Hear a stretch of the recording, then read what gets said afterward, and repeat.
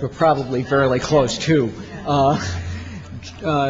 Congresswoman Harman is in her 5th term in the Congress. She has been a leader on both this issue and the issue overall of terrorism. She serves as the ranking member now of the Permanent Select Committee on Intelligence. She serves as a member of the Select Committee on Homeland Security. In the previous Congress, Congresswoman Harman served as the ranking member of the Subcommittee on Terrorism and Homeland Security, which was really on the front lines of trying to understand what happened in the wake of 9/11, and was a leader in the Democratic caucus at trying to help the caucus understand its role and marshal the facts and try to develop policy in that area. She has served in the Defense Department. She has served in the White House. She's a great asset to our country, and I'm going to turn the panel over to her. I would add that as a result of the fires, Governor-elect Schwarzenegger is in town, and I know that he's meeting with the congressional delegation. Congresswoman Harman is probably going to have to leave a bit early to attend the meeting with the governor-elect. So as long as we have her, I turn the podium over to you, and thank you.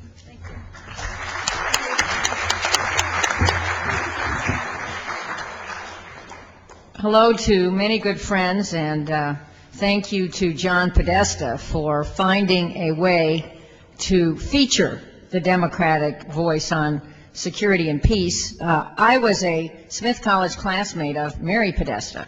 Little did we know that 1,000 years later, a roller coaster addict named Skippy would play such a prominent role in the Democratic Party. I also want to say about those days, they were in the Kennedy administration, and my first exposure to politics was as a high school student who got on the floor of the 1960 Democratic Convention in Los Angeles. I'd like to say that Ted Sorensen, who is here and who I know spoke to us yesterday, has, in my mind, contributed more to the rhetoric and vision of the Democratic Party on security and peace issues than anyone else. And Ted, it's so wonderful to have you here.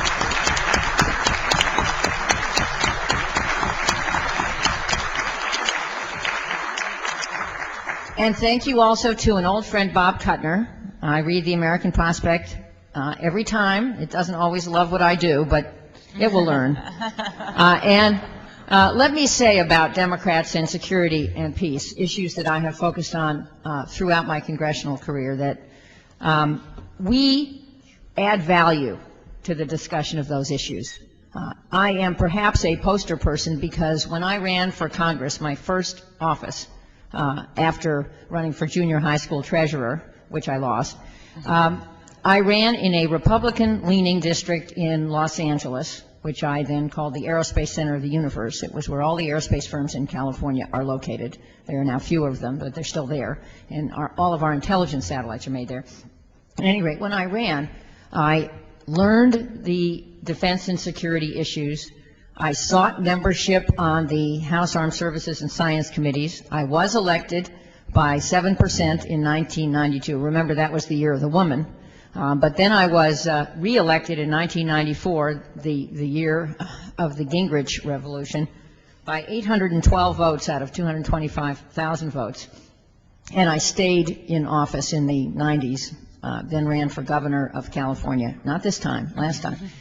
Gave up my seat and came back in 2000. My point is that I am a Democrat who has faced some very tough competition, but I have held my ground on defense and security issues, and I would just put out there that we have very good ideas which are winners on these issues, and it really is a good thing that a whole conference is being devoted to this, and I thank Skippy for that.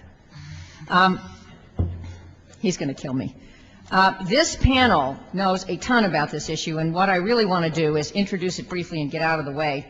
You've heard that I will have to leave because Governor-elect Schwarzenegger is coming to the Hill at 10:30, and it is a command performance for our entire state delegation. And maybe, think positively, maybe we will be able to help him build a bipartisan administration that does good things for California, which certainly needs a lot of help and which is struggling immensely right now with an enormous national disaster, as you are all aware. Well, let's talk about this. In my view, Americans have been fortunate that another terrorist attack has not taken place on our soil since 9/11/01. Is that because we've been successful or because we've been lucky? Maybe a little of both. In my view, though, we are still deeply deficient in at least three areas. First, and most important, strategic thinking and planning about Homeland Security. Second, adequately funding our Homeland Security priorities. And third, keeping our promise, which Congress made in the 90s, to provide adequate bandwidth and support for horizontal and vertical interoperable communications, which are absolutely needed should we have another horrific terrorist attack. As was true when I testified before the Senate Government Affairs Committee more than 2 years ago, the Homeland Security Department still has not completed a national vulnerability and threat assessment. As a result, we still don't have a strategy for protecting the homeland. Example, the largest and busiest ports in the nation, the ports of Los Angeles and Long Beach, right next to my home turf, which handle 43% of the nation's container traffic. Containers, as we all know, are extremely vulnerable objects. Received less than $3 million in grants when they identified the need for over $65 million. Again, it's not just a straight line projection of how much money are they asking for, but if we don't protect our largest container ports, what are we protecting? How secure could our homeland possibly be? I often say that terrorists will not check our party registration before they blow us up. But it appears with the passage of time since 9/11 that, sadly, partisan politics is coming to shape the federal government's counterterrorism and homeland security policies. This is tragic. How else can one explain the House Republican leadership's statement that recently that no Democrat will get, for example, a public health appropriations earmark if they haven't towed the administration's line? Well, I don't think that my request to the House Appropriations Committee for a $5 million pilot program to fund a statewide public education curriculum to teach students age-appropriate emergency skills should be held hostage to the percentage of times I agree with this administration. Do you? I've used the analogy of a dinosaur, a big body and a tiny brain, to describe how we're managing Homeland Security.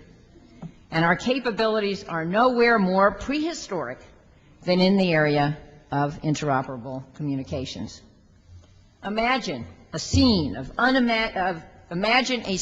of chaos and confusion. Sirens wail, buildings burn and collapse, parents become separated from their children, office workers search for exits in elevators and darkened stairways, police officers, firefighters, and emergency response personnel frantically attempt to communicate with each other and cannot. Well, you all know that describes September 11 in New York and at the Pentagon. We know that hundreds of New York City firefighters died because the helicopters circling overhead, which knew that the buildings were going to fall down, could not reach them by their walkie-talkies or cell phones. It was also true on the same day that firefighters from 3 counties in Virginia couldn't talk to each other responding to the Pentagon disaster and literally communicated by physical runner. That problem has been substantially fixed with respect to interoperable communications between fire departments.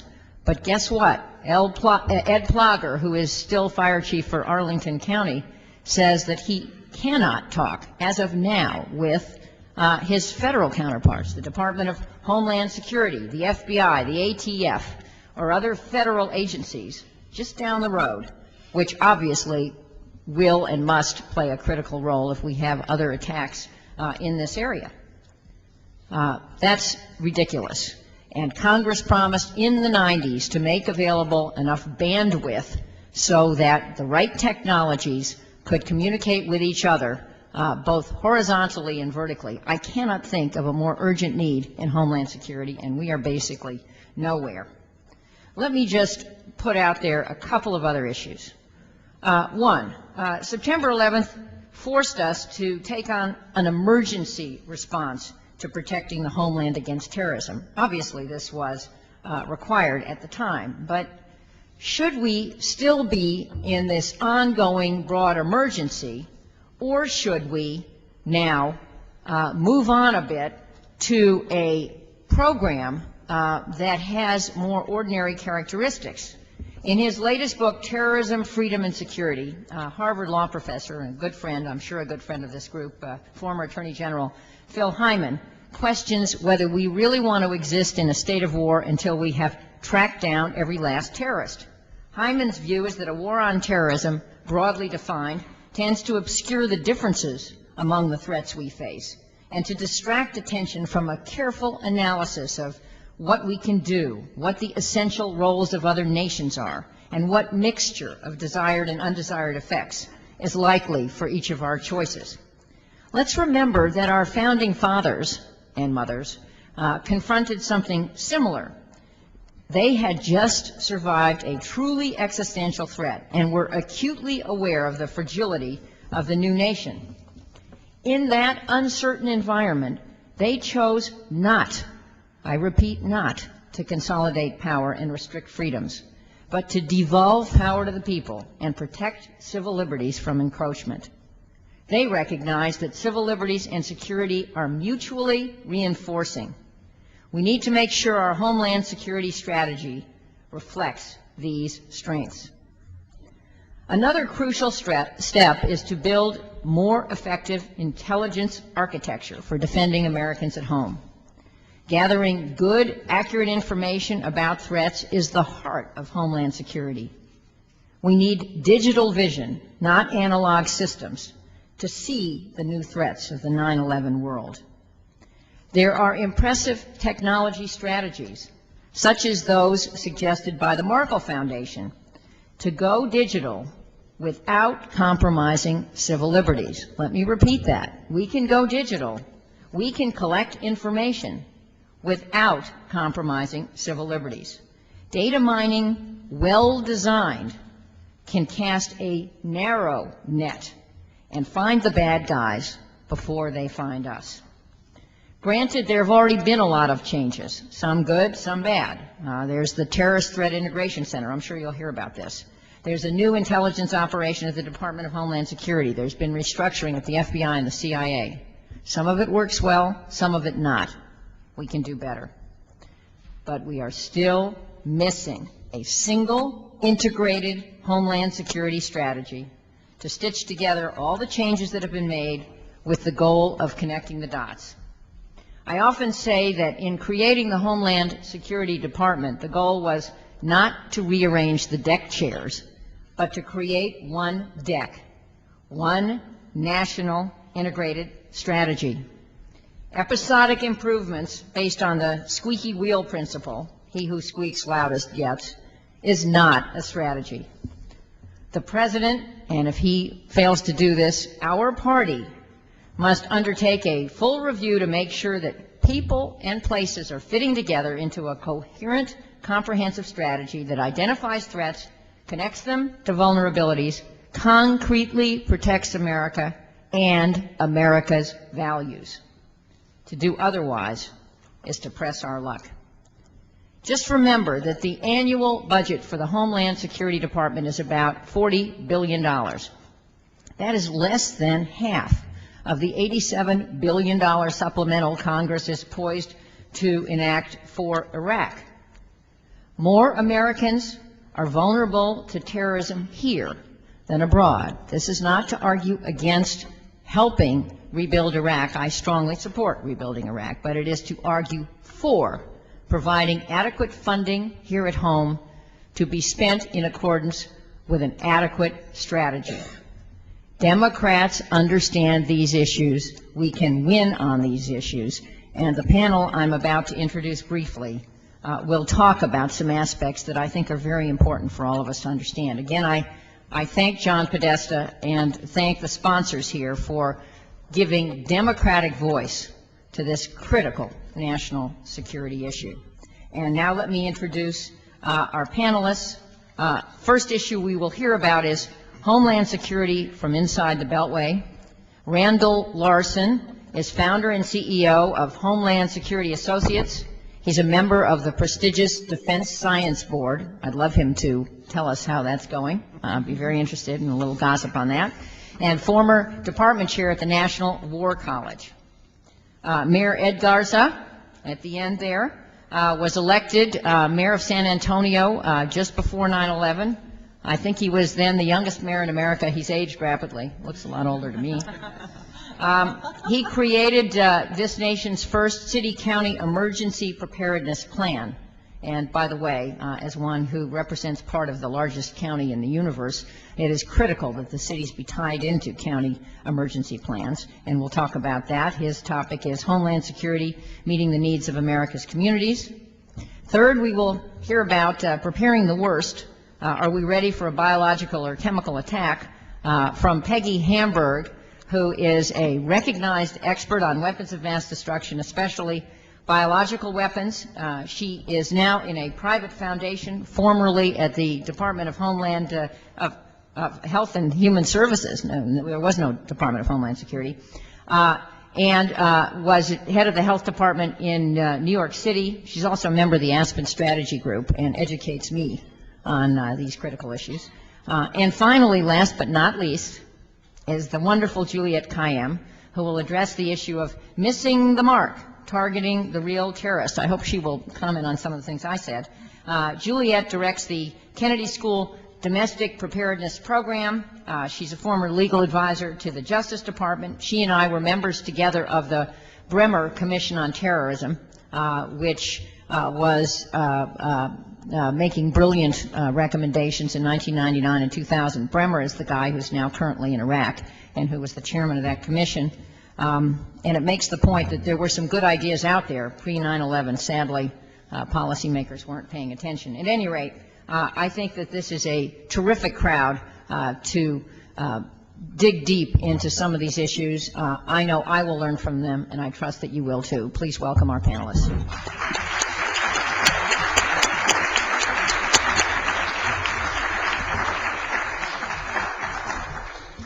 Keep my remarks to 5 minutes because the most important thing here is the exchange we'll have when we finish our first remarks. In the spirit of full disclosure, I should say, John, I am not a registered Democrat. The good news is I'm not a registered Republican either, which is why I guess I'm frequently invited up to the Hill to comment on different reports and pieces of legislation. I've been studying Homeland Security for 10 years, and it's difficult inside the Beltway to walk that line right between them. But this is one of the most important challenges that Americans will face, not for just ourselves, but for our children and grandchildren. And I want to get down to some specifics here in the short time I have, but I must mention the strategy word that is the key to this, the key to the speakers you've heard this morning, and we do not have a national strategy. We've been spending money on Homeland Security since 1996. We do not have a strategy. I come from the National War College. There's a plaque on the wall where George Kennan wrote the document Containment. That was a true strategy. It took a long time. It worked. It had bipartisan support. Hopefully there's someone sitting out there in the audience today, or in a think tank here, or in some university who is writing that document now that will lead us into the 21st century. It does not exist.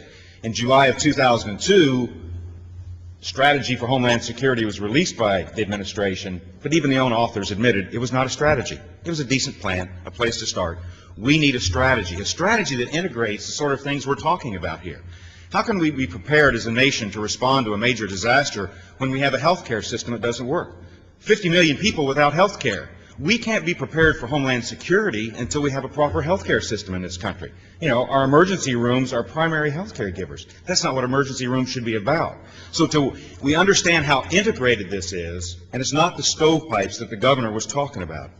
We have to look at this from the large perspective. I am concerned, now I'm very impressed with the panel sitting here, and I'm honored to be on stage with them. But I tell you, a lot of the people I work with, I think, do not fully understand some of the challenges we have and how different they are.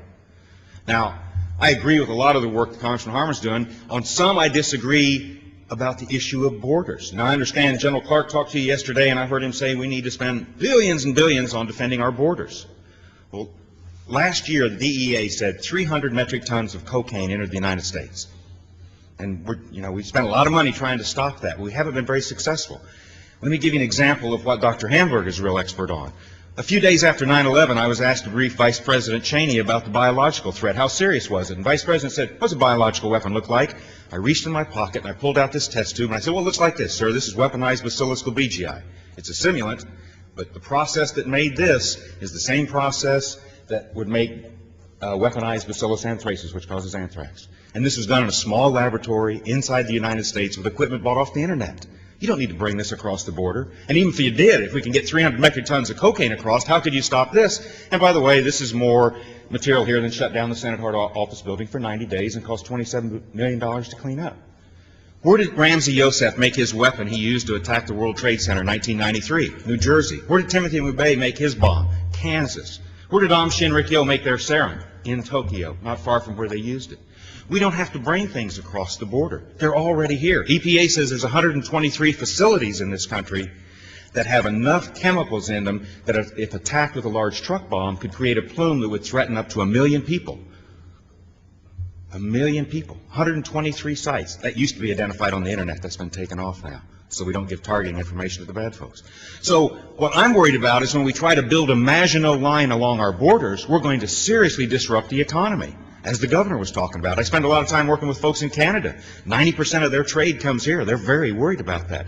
25% of our trade goes to Canada. They're our single largest trading partner, and they're worried. There's a major automobile manufacturer today who is moving a new facility to Illinois where all the parts suppliers have to come within 500 miles and nothing across borders, international borders, because they're worried about their just-in-time delivery system. So I'm worried about the unintended consequences. In California today, because we have put some barriers up now for people crossing the borders, the workers that come in illegally, that we all know about, and we haven't quite addressed the immigration issues yet, but to pick the crops and fruits in San Joaquin Valley, it now costs $1,500 to be smuggled across the border. Guess what? The cost of commuting has become too high. So they're staying in San Joaquin Valley. They're bringing their families because they like to see them. Guess what's happening to all the emergency rooms in the hospitals when they come in without health care insurance? And all the other social services. It's causing severe economic disruption in Stockton, California, the unintended consequences of this Maginot Line. So we have to be very careful. We have to have a better understanding of exactly how we're going to do this.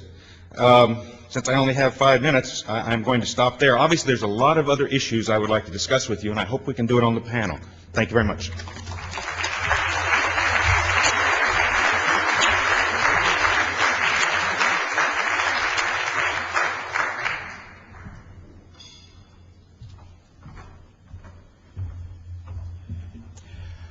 Well, good morning, and thank you, Congresswoman, for your remarks and the introduction. As the Congresswoman stated, I am the mayor of San Antonio, one of the fastest growing cities in the country, and a city that is very proud of its military history and the traditions. So San Antonio has had the distinction of being known as Military City USA.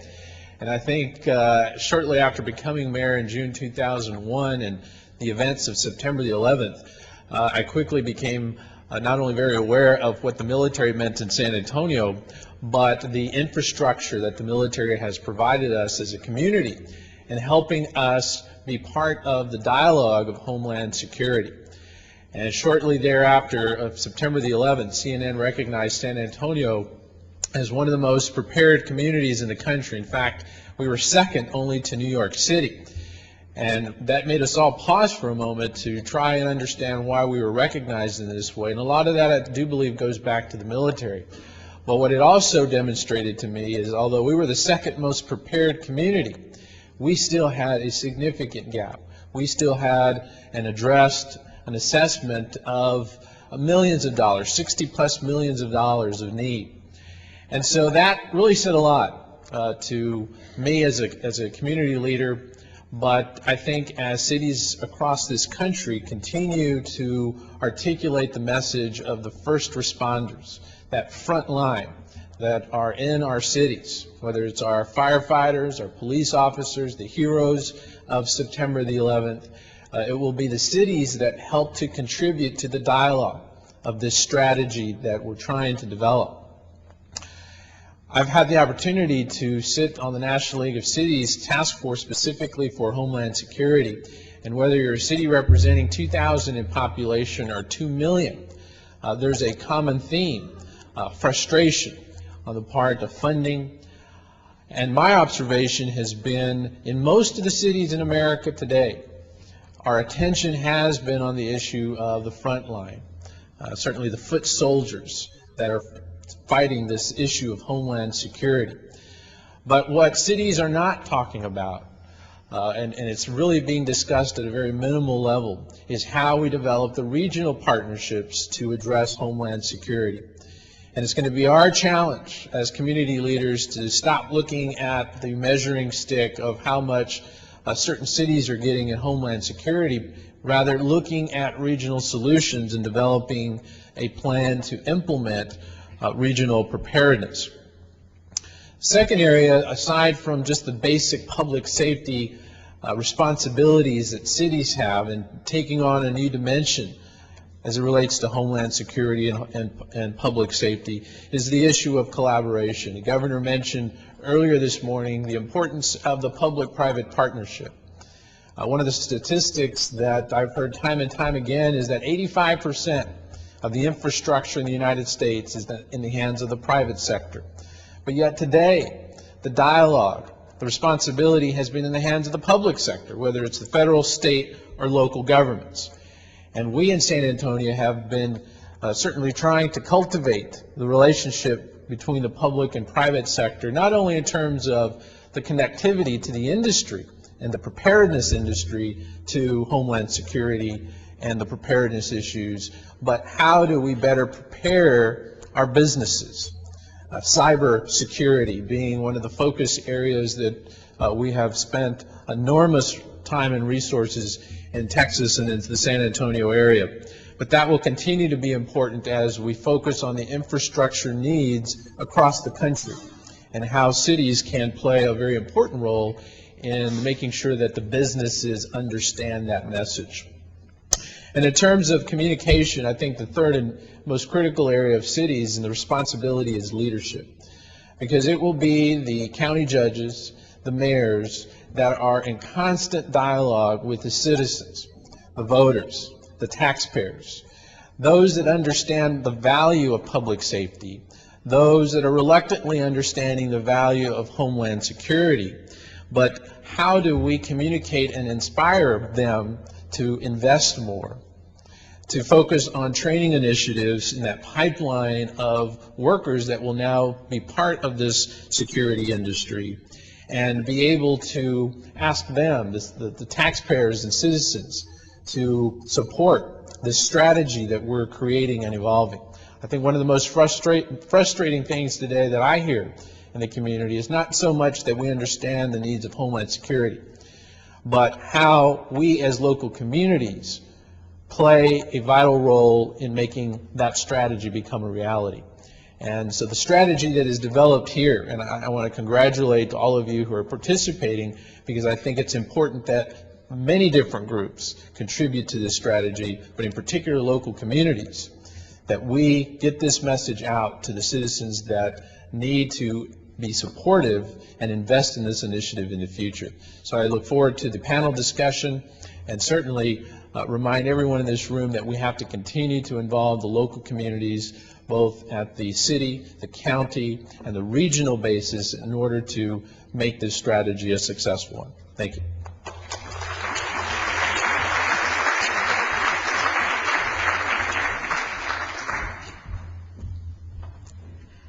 I've been asked to address the topic of preparing for the worst. Are we ready for chemical or biological attack? And I have to confess, I'm also going to slip in a little bit about nuclear, because believe me, that would be pretty bad.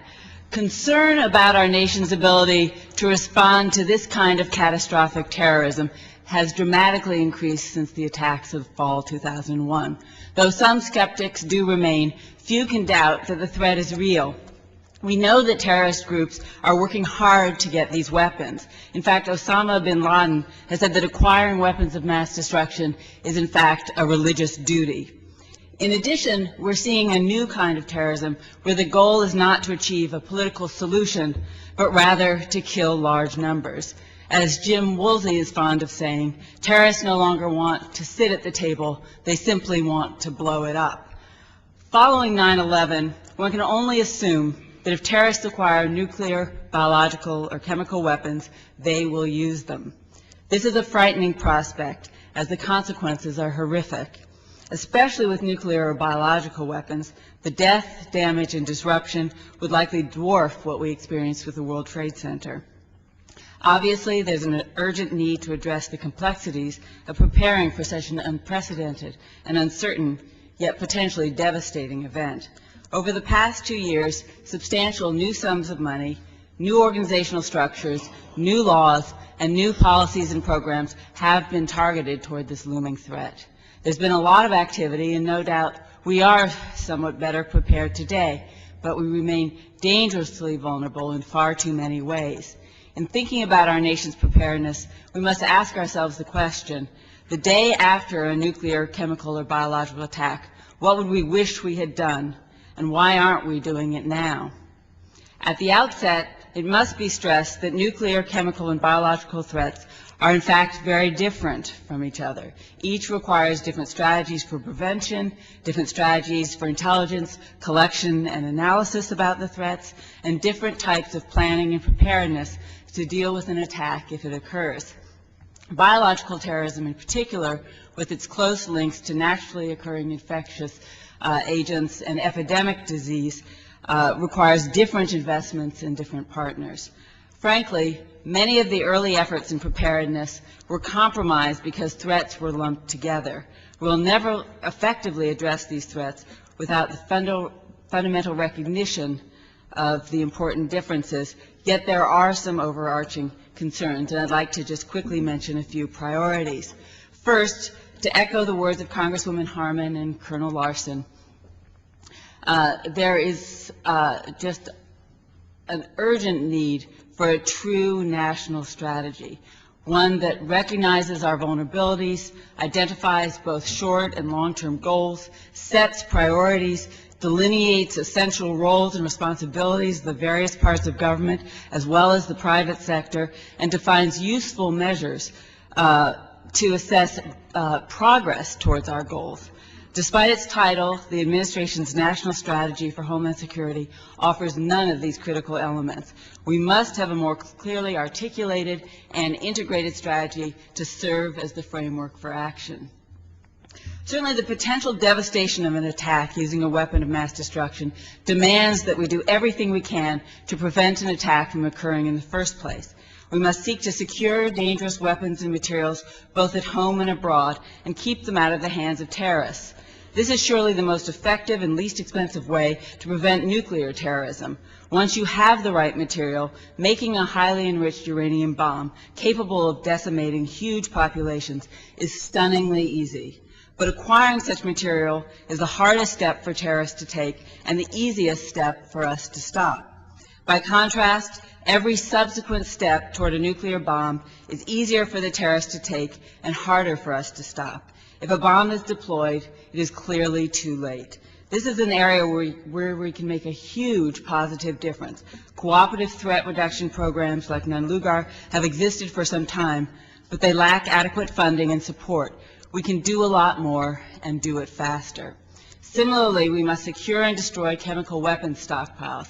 At the Chusha facility in Russia alone, 1.9 million chemical weapon shells, enough to kill everyone on Earth, are sitting in decaying buildings with minimal guard. This is just a small fraction of the chemical weapons awaiting destruction around the world, but progress is slow because of technological disputes, bureaucratic delays, and a lack of funding. And it's not just weapons, as Colonel Larsen indicated. According to a recent report, there are more than 3,000 chemical facilities where a dangerous chemical could put more than 10,000 people at risk. You indicated many thousands more. Yet we do not have clear guidelines and requirements to harden these potential targets against attack. Important as it is, preventing a determined terrorist will be tough, so we must ensure that actors at all levels are prepared to deal with an attack should it occur. In fact, preparation is an important deterrent. But to be prepared, we must strengthen a set of necessary infrastructures to deal with a wide range of possible dangers. Basic capabilities that still desperately need to be shored up include our emergency systems for local response and coordination, including interoperable communications, as well as equipment and training. Our hospitals need help to develop the surge capacity and specialized skills to deal with the WMD attack and the consequent mass casualties.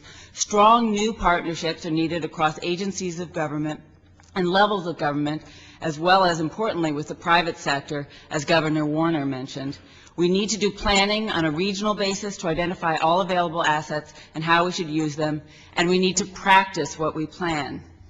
In my view, one of our most urgent requirements is to improve our biological defenses. The components of biological terrorism are frighteningly available worldwide. Public health represents the first line of defense. We must strengthen public health systems at home and abroad so we can quickly detect and contain disease outbreaks. Upgraded labs, augmented personnel and training programs, enhanced hospital and healthcare support, and improved communication systems are all central to ensuring preparedness. Research and development for new diagnostics, vaccines, and treatments must also be accelerated. I also just quickly want to mention agricultural terrorism, and then I'll conclude. Even without the loss of one human life, terrorists could produce widespread fear, economic damage, and undermine confidence in government by an attack on animals or crops. In addition, the food supply is highly vulnerable to serious contamination and could cause a vast number of illnesses and deaths. These are enormously important concerns, yet agricultural terrorism may currently be the most underaddressed area with respect to biological threats.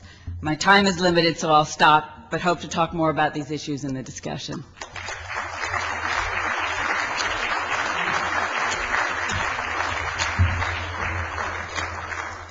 Good morning. This morning I'm going to talk about a variety of different issues, all sort of within the context of legal homeland security or domestic preparedness, because I think the law is an important aspect of the discussion that we've been having today. Homeland security and domestic preparedness is not only about being safe, but obviously about also feeling safe, that our government actually knows what it is doing, that it is not acting in desperate fashion, collecting all sorts of people and information in some hope that we'll find a needle in a haystack. Today I'm not going to actually talk about specific issues in the sort of civil liberties, national security debate that has come up in every panel speaker. There's too many to talk about in 5 minutes, and also in the legal community there's been just a tremendous amount of good work done on specific issues. I commend David Cole's book, Alien Enemies. The Lawyers Committee for Human Rights has a new report assessing the new normal, which is fabulous.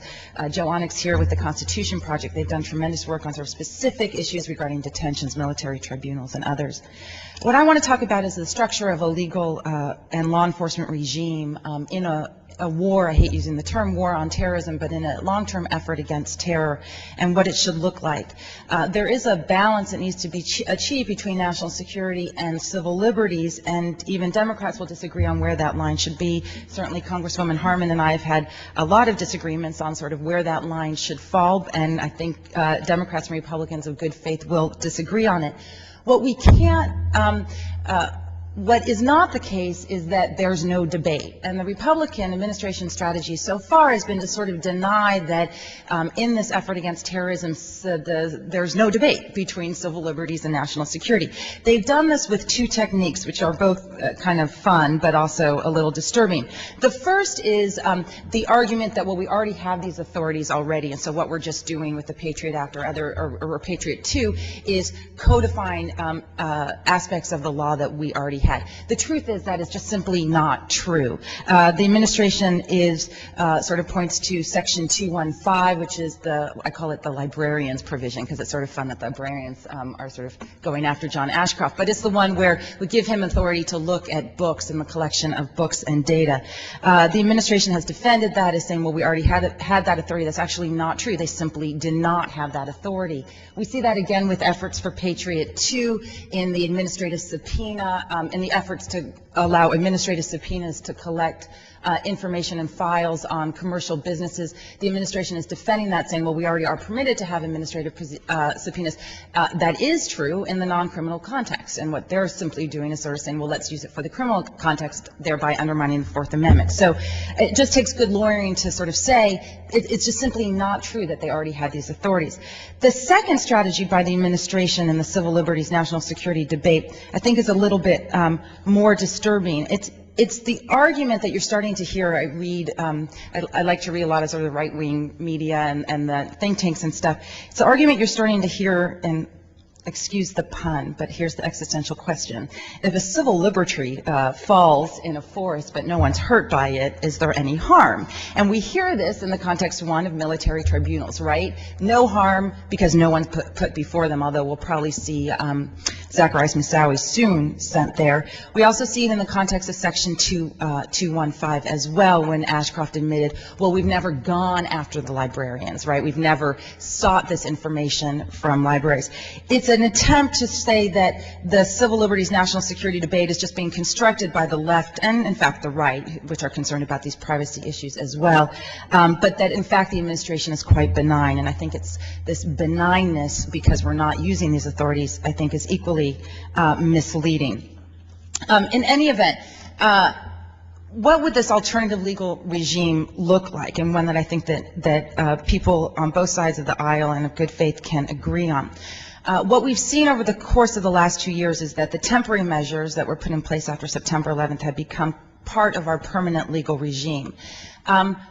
The temporary measures immediately after September 11th, I really don't think a Democratic administration would have acted very differently in those immediate days and weeks after September 11th, maybe on the peripheries of judicial review and other aspects. But I think, for the most part, a government would have responded pretty similarly, including, we have to admit, the detentions, which occurred during the millennium fear under the Clinton administration. What we're seeing now, though, is the sort of the temporary becoming permanent, most obviously in Guantanamo Bay. I personally thought Guantanamo Bay was actually quite smart. We had troops engaged in armed conflict in Afghanistan. They were collecting men who we did not know who they were. Were they Al-Qaeda? Were they Taliban? Or were they farmers? Under both international law and our own military justice system, we need to determine who they were, because then we need to figure out sort of what kind of punishment, and it was a different kind of punishment that would fall depending on what group these men fell into. And so Guantanamo, to get them out of the armed conflict, right, to get them away from the scene of where our armed forces were, seemed smart at the time, but Guantanamo was supposed to be a process. And it has become quite literally a place. I mean, we are now starting to see the permanent structures being put onto Guantanamo for what we only can imagine is going to be a very long time. No one in the intelligence community now, I think, believes that guys that have been held for 2 years have any sort of relevant or helpful information at this stage. So what should we be arguing for outside of the context of the specific issues I've mentioned, from military tribunals to detentions? What should we be arguing for in terms of this alternative legal landscape? And I'm just going to use actually the words of Senator Clinton. We should be arguing for honesty, accountability, and the rule of law. Honesty.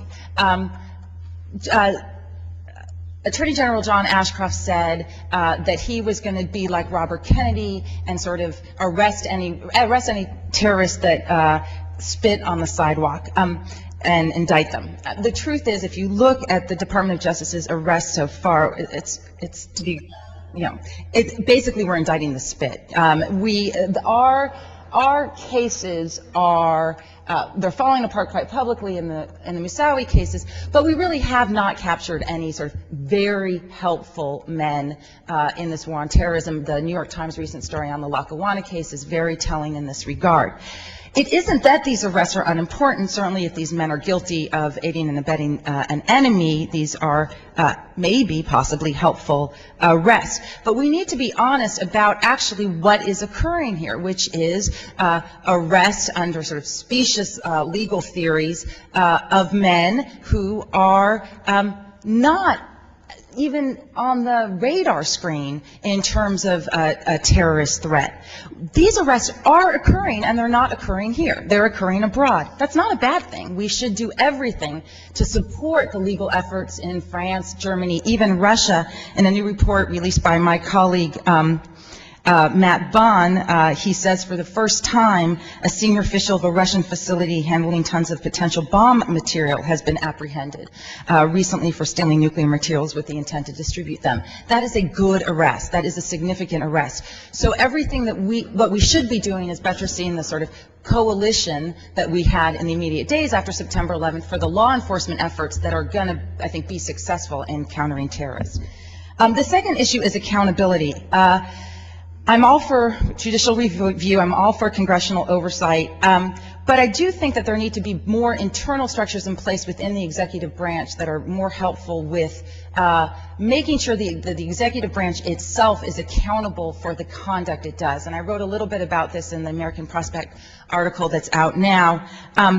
To be specific, the Department of Homeland Security's Inspector General's office is not up to the task of assuring that a department like the Department of Homeland Security, which has the potential to have a lot of influence in our lives and our sense of privacy, is an effective body of oversight in the Department of Homeland Security.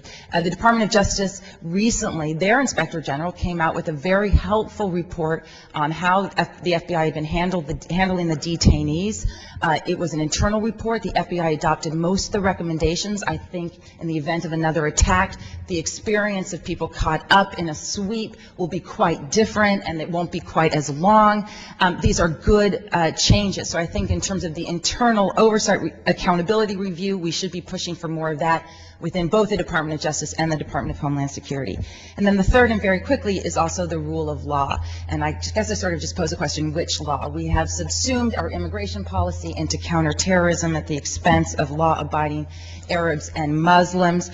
We need an internal tracking program. I think it's for people who arrive at this country. I don't think it's a big deal to ask them that they stay within the parameters of their invitation. I don't think that's a very controversial proposition. But we need an internal tracking program to work. It must be developed so that it encourages compliance among law-abiding targets. We've so alienated immigrant communities that what we now have is a system where we can't get compliance from the lawful people so as to weed out the unlawful or dangerous people. And it's a long-term strategy that's actually not going to work. I'm going to end with a pitch also, because I think when we think about an alternative legal regime and a long-term law enforcement strategy for combating terrorism, if you look around this room, and it's in my bio for this because it's something that I am working on now, the problems occurring on Guantanamo Bay now with the possible espionage ring of translators, and certainly the problems with the kind of intelligence we got from Arabs and Muslims about what post-war Iraq would look like, I think is due in large part to the fact that our national security and law enforcement communities are relatively white and relatively male. I am an Arab American. My family is from Lebanon. I think it is important for the Democrats and for those of us who are committed to these issues to do everything that we can, as I think Metropolitan Police Departments did in the 1960s and 70s, to try to integrate these communities. I think our national security and intelligence about parts of the world that we don't know much about will be better served by such a strategy that embraces, I think, the full panoply of people out there that can help us in this effort. Thank you.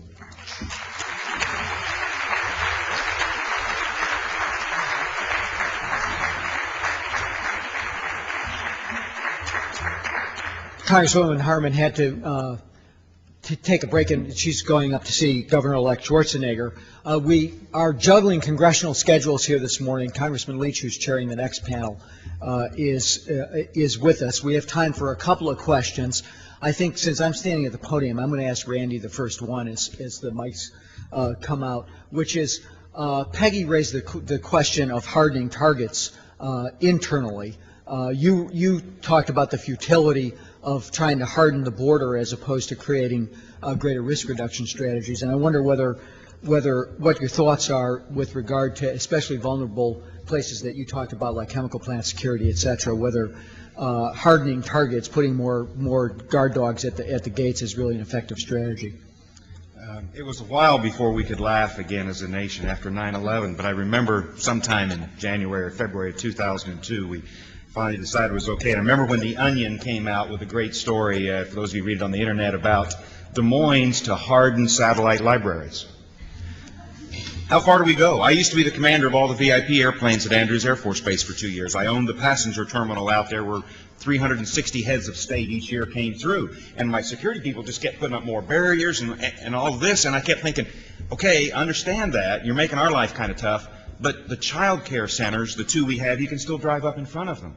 And the hospital, you can still drive up in front of them. And the elementary school on base. And if you understand Al-Qaeda, they go to pizza parlors on Saturday nights. So I'm worried about that. I think our greatest threat as a nation is uncontrolled spending. I've already said I'm not a Republican or Democrat. That has nothing to do with that. We've been spending money on Homeland Security since '96. We could spend ourselves into bankruptcy like the Soviet Union. We do have to establish some priorities. There's some legislation in the House right now that's talking about establishing those priorities. It's very difficult when it doesn't fall within your congressional district. But we're going to have to be able to do that so that we have money for other very important things that I know are important to you. Priorities is the most important thing we're dealing with. We cannot defend this entire country. Okay. We had some handout over there. I should emphasize that we are nonpartisan research and education. So Randy, you should feel comfortable here. Good. I'm Harlan Ullman. Thank you for your presentation. And John, thank you for an excellent conference. We've heard wailing and moaning about absence of strategy. So let me put it to you. What's your strategy? Or if you can't answer that directly, George Marshall said, with due respect to you, Randy, that if you get the aims right, a lieutenant can write the strategy. You're a colonel. What are the aims should be underwriting the strategies that we look at? I don't think I can give you the strategy for Homeland Security and security in the 21st century in a soundbite. That's our greatest challenge. I heard Senator Kerry talking about that on the radio yesterday. The most difficult thing with the presidential debates is, okay, tell me your strategy for fixing health care, and you got 45 seconds left. You know, I won't try to do that, and I won't claim that I'm the person that can do it, but I think there are people out there that can do it. I mean, George Kennan did it. It worked, and we're not there yet. I think it's critically important. I think establishing standards. The whole thing with the Council of Foreign Relations and Senator Rudman's report that says we got to spend $97 billion or $98.4 billion more on first responders. Yeah, I like first responders too, but what are the standards we're building to? Until we determine that, but we can't get to any of that until we have the understanding of the threat we're really facing, and then build that strategy. So it's going to take more than just Randy Larsen in 30 seconds. Anybody? To follow up on the strategy question, I think when thinking about a national strategy and incorporating the regional and cities perspective, it's important that there is that flexibility. In San Antonio, South Central, and Central Texas, we are taking our model in the city county. We thought we did a great job collaborating between the city and county, but quite frankly, it fails miserably. Because we will be the community that has to respond to any natural or terrorist activity or biological activity, probably for a 25-county region. And so it's important that as we develop a national strategy, we really look at our states being then divided into regions and come up with the understanding that there will not be uniformity in the capacity of our first responders. There will not be uniformity in the infrastructure of our hospitals and our trauma centers. There will not be the uniformity in so many of the things that we define or measure what communities should have to be prepared. And I think we really need to look at a regional approach and get that message communicated to the cities from the state and federal level that we have to do a comprehensive assessment and inventory of what we have in place today to be able to address specific emergency needs when it happens and collaborate on those needs as part of this national strategy. Pate, you want to answer that? Well, I think that Randy's right, this is a complex question that can't be answered in a soundbite, but we have to try. We have to lay out a plan that identifies where our vulnerabilities are and what is needed to shore them up. We have to look at the tools that we presently have in terms of systems and programs and policies that can make us safer in each of those areas of vulnerability. And we also have to define what's still needed. What's our research agenda? What are the things that we still need to develop best practices for that can be shared at the state, local, and regional level to make us safer and stronger. I think the strategy has to look at the full spectrum, from prevention through early recognition of an attack and that initial response through consequence management and recovery. And while we cannot clearly define every single goal and objective and every single role and responsibility of all the many and varied players involved, I think we can move much, much closer to having a real blueprint for action. I've got my questioners bunch. Let's just take these last two and then. David Eisenberg with the British American Security Information Council to Mayor Garza. Most of the speakers, including Governor Warner earlier, alluded to the need for greater federal-local cooperation, and yet most of the documentation on the issue of Homeland Security refers consistently to impediments, either because the federal government is not delivering on its promises for funding or is making it difficult for people at the local level to get access to the information they want, i.e. classified information, or refusing to give officials, governors and mayors access to information because they're not classified. I was wondering what you consider to be the most important impediments to a better federal-local working relationship, and what specific steps or policies, maybe a top three, that we'd like to see implemented to make things better. Well, that's probably think about 30 minutes just to talk about some of the issues in terms of communication. I think, initially most cities were giving the federal government the benefit of the doubt. We had to respond to a very serious situation and had to do so in a way that provided some sort of uniformity in terms of standards. But I think now, as money is starting to trickle down, and I say the word trickle down because it going through the state, and cities across this country advocated that it go directly from the federal government to communities that were able to develop regional partnerships. I think the biggest impediment today still lies with a lack of flow of information, and certainly as the DHS has been created, we have tried to understand if there's a template that we should follow, which we really don't have today. The only thing we can respond to are the color bars that indicate what level security threat we're at today and what we as cities should be doing. But again, it's a very general statement. And so I think in order to improve on that, DHS, our state governments, truly have to develop the capacity on a regional basis to be able to have a better line of communication. And until we have that, then we're going to still see frustration from communities across the country. And speaking from a big city perspective, again, if we're feeling those frustrations, I can only imagine what the other 80% of America and cities that are under 50,000 probably are feeling today in terms of not only getting information, but the resources and to have a plan and to do an assessment of what they have in their community today. Last question. I'm Paula Scalingi, and since I left government, I've been working out in the regions to set up the public-private partnerships that we've been talking about today. And I share a lot of the frustrations that the panelists have raised, and the question is for Mayor Garza. It's very difficult to get the public and private sector stakeholders to feel comfortable and cooperate with each other.